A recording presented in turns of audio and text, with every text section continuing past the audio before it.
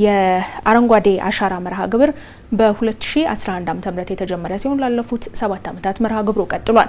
ዘንድሮም ለ8ኛ ጊዜ ይካሄዳል። መርሃ ግብሩ ህዝባዊ ንቅናቄን የፈጠረ በፖለቲካ አመለካከት፣ በቋንቋ፣ በባህል፣ በሃይማኖት፣ በብሔር፣ በጾታ ሳይለይ ከህፃናት እስከ አረጋውያን ከወጣቶች እስከ ጎልማሶች ድረስ በአንድነት በማካተት ዘርፈ ብዙ ጥቅም ያላቸውን ከ48 ቢሊዮን በላይ ችግኞች ተተክለውበታል። ዘንድሮም 8 ቢሊዮን ችግኞችን በአንድ ጀንበር ለመትከል ታቅዷል። በዚህ ጉዳይ ላይ የግብርና ሚኒስቴር የተፈጥሮ ሀብት ልማት ዘርፍ ሚኒስትር ዴኤታ ከሆኑት ፕሮፌሰር ኢያሱ ኤልያስ ጋር ቆይታ እናደርጋለን። እሱ እንድትከታተሉ ጋብዛችኋለሁ።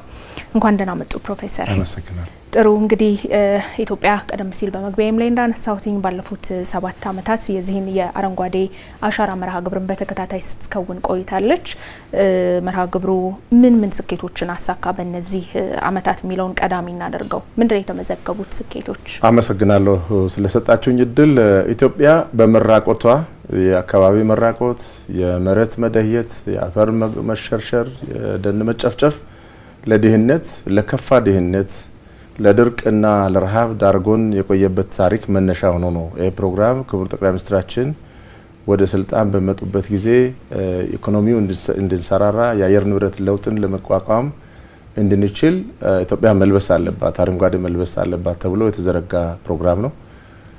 ከዚህ የተነሳ የተገኘው ስኬት እንግዲህ 48 ቢሊዮን ችግኞች በዋናነት ትኩረት ያደረጉት ለመብል በሚሆኑ ለቤተሰብ የምግብ ሉዓላዊነት የምግብ ዋስትና ማረጋገጥ የሚችሉ ስርዓተ ምግቡንም ደግሞ ማሻሻል የሚችሉ ገቢ ማስገኘት የሚችሉ እነ ፍራፍሬ ቡና ላይ በአርሶ አደሩ ግል ማሳ ላይ የሚተከሉ በርከት ያሉ ችግኞች ኢንፋክት ወደ 60% የሚሆኑት እዚህ ላይ እንዲሆኑ ተደርጎ ፕሮግራሙ ተመርቷል።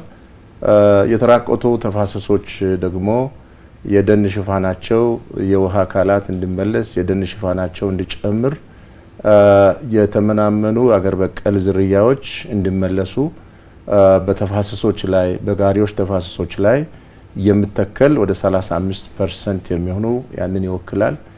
የከተማ ኮሪደር ልማት በሁሉም ከተሞች እየተካሄደ ይገኛል። የወንዝ ዳርቻ ልማት እየተካሄደ ይገኛል። አረንጓዴ ፓርክ አካባቢዎች ካይዳሉ እነዚህ ቦታዎች ላይ ወደ 5% የሚተከሉ ናቸው።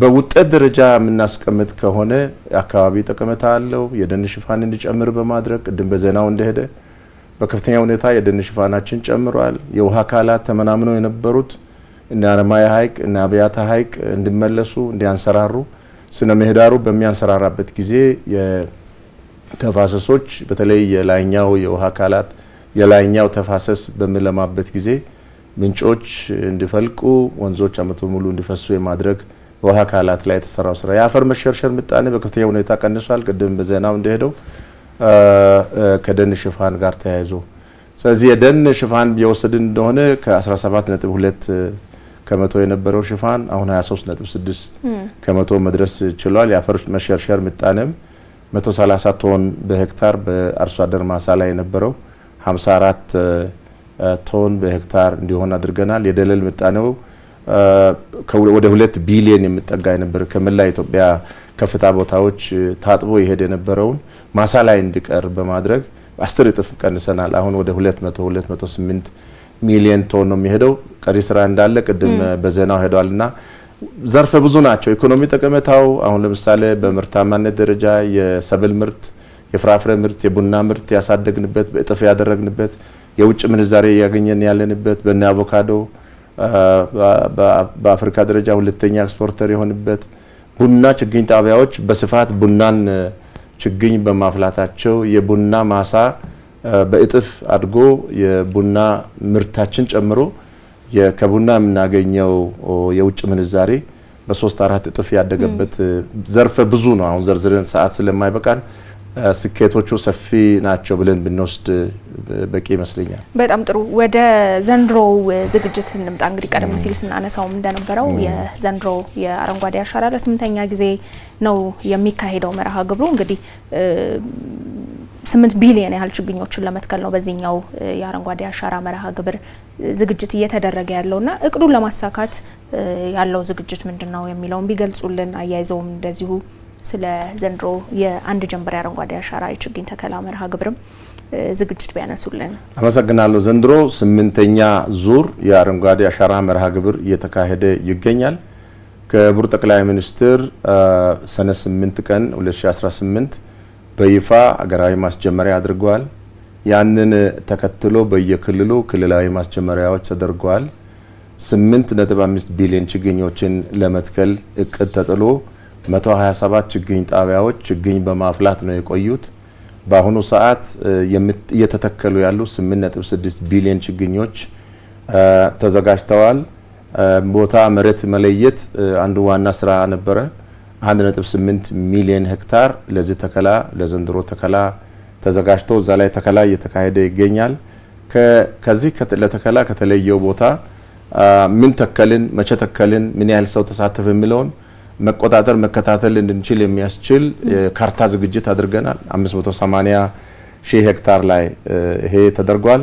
በአሁኑ ሰዓት እስካለፈው አርብ ድረስ ባለው መረጃ 4.7 ቢሊዮን ችግኞቹ ተተክለዋል። በተለያዩ ክልሎች የዝናብ እጥረት ባለባቸው አካባቢዎች ትንሽ መጠባበቅ አለ። ግን አብዛኛ የመኸር ዝናብ ተጠቃሚ አካባቢዎች ላይ ተከላ እየተካሄደ ይገኛል። የአንድ ጀንበር ተከላ መላው ኢትዮጵያውያን አርሶ አደሩ፣ የከተማው ነዋሪ፣ ተማሪው፣ አርብቶ አደሩ፣ ሁሉም የህብረተሰብ ክፍል ወጥቶ አሻራውን የሚያኖርበት ታሪክ የሚያስቀምጥበት ባህል ሆኖ ነው እየቀጠለው። ህዝብ በጉጉት የሚጠብቀው ነው። ሐምሌ 27 ቀን ይሄ ፕሮግራም የሚቀጥለው ሰኞ ይካሄዳል።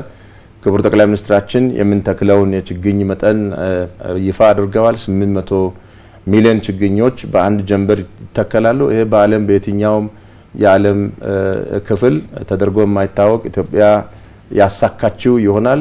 ኖርማሊ በየአመቱ ከእቅድ በላይ የተሳካ ነው የመጣው።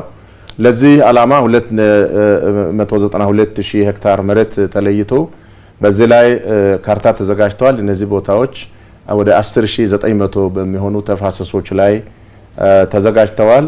ካርታ ተዘጋጅቶላቸው በእነዚህ ቦታዎች ላይ መረጃ የሚያቀብሉ ከቴሌ ጋራ የመረጃ ቅብብሎችና የሪፖርተር ፖርታል ተዘጋጅተዋል።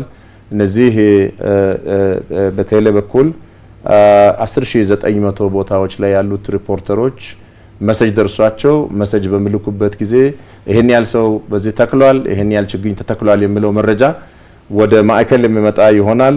የአንድ ጀንበር ተከላ ዳሽቦርድ በኢትዮጵያ ሳይንስ ስፔስ ሳይንስ እና ጂኦስፓሻል ኢንስቲትዩት በኩል ከግብርና ሚኒስቴር ጋራ በመተባበር የበለጸገ ዳሽቦርድ አለ። ሲቹዌሽን ሩም ውስጥ ይሄ በየሰዓቱ ዳታው እየተሳለጠ እየተቀነባበረ ለሚዲያ እየተገለጸ ይሄዳል። በቀኑ መጨረሻ ላይ 12 ሰዓት ላይ ክቡር ጠቅላይ ሚኒስትራችን የዕለቱን ስኬት ከእቅዳችን አንጻር ምን እንደሚመስል ይፋ የሚያደርጉ ይሆናል። ለህዝብ ግን ክትትል ማድረግ እንዲያስችል ethiogreenlegacy.it የሚል ዌብሳይት ዴቨሎፕ አድርገናል። ይህንን ለሚዲያዎች ሁሉ አሳውቀናል። የኮሚኒኬሽን ሚኒስትሪ ደግሞ ሚዲያ አካላት ዋና ዋና ክልሎች ላይ ተከላ በሚደረግባቸው ቦታዎች ፕሮግራሙን እንዲዘግቡ ለህዝብን እንዲያሳውቁ አስፈላጊው ዝግጅት ተጠናቋል። በዚህ መልኩ ነው እንግዲህ እናንተም ስራቸውን በዚህ መልኩ ደመቅ አድርጋችሁ ተወስዳላችሁ የሚል እምነት አለን። አመሰግናለሁ። ፕሮፌሰር ኢያሱ ኤልያስ በግብርና ሚኒስቴር የተፈጥሮ ሀብት ልማት ዘርፍ ሚኒስትር ዴኤታ፣ ስለ ጊዜው መጥተው እዚህ ስለሰጡን ማብራሪያ እናመሰግናለን። አመሰግናለሁ።